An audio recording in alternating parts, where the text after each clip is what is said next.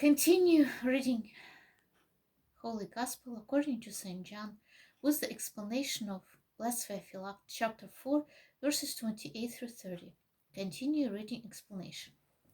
For Noah received a commandment after the flood, and Abraham received the law of circumcision. After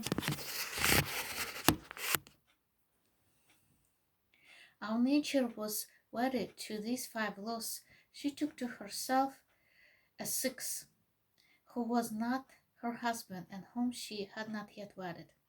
The law of the New Testament. By a different interpretation, one might also understand this 6th, which was not our nature's husband, to be the law of idolatry. Indeed, God did not give her this law for a husband. Instead, she joined herself to it as an adulteress.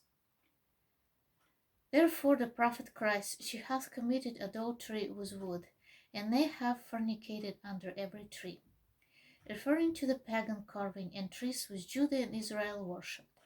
Man has fallen headlong to such depths of senselessness as to worship lovely trees like the cypress and the plane simply because they're beautiful. Therefore, when our nature loved and embraced this 6th law and succumbed to idolatry as an adulterer,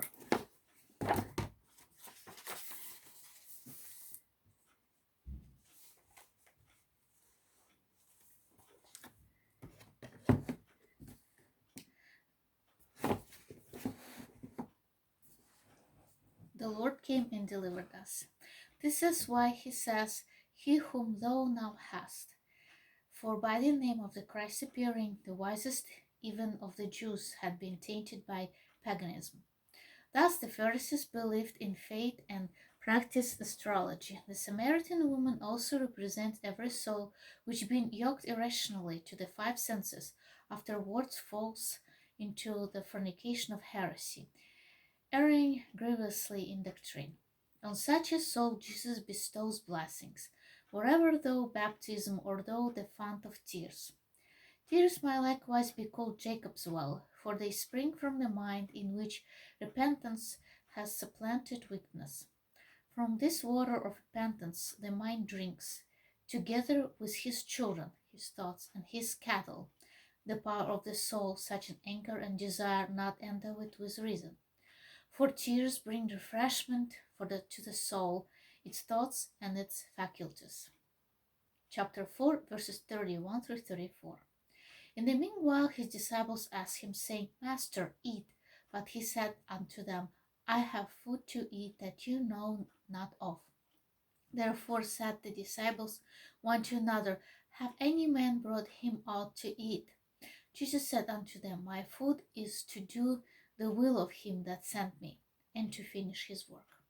Explanation. The disciples asked the Lord to eat, meaning they begged him, not impertinently, but out of love, when they saw their master exhausted by the journey and the oppressive heat. But the Lord, knowing that Samaritan's woman was about to bring him nearly all the inhabitants of the city, and that the Samaritans would believe in him, replied, "I have food to eat, which is the salvation of man. And I have a greater desire for this food than any one of you has for material food. But you, my disciples, do not know what is this food which is mine to eat. You are still dull to understand and cannot fathom my enigmatic saying. You do not realize that man's salvation is my real sustenance.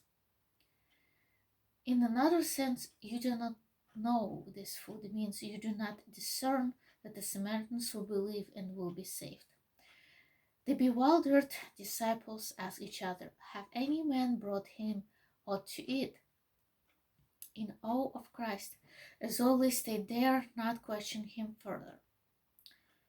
But without their asking, he reveals the meaning of his mysterious words. "My food is to do the will of him that sent me, and to finish his work." The will of God is the salvation of men. The prophets and the law were not able to complete the will of God because they themselves were imperfect and incomplete. They could do no more than reveal types and foreshadowings of good things to come. But Christ accomplished God's work, our salvation and renewal. It seems to me that God's work is also man himself, whose fashioning of Son of God alone completed. Glory to the Father, and the Son, and the Holy Spirit. Amen.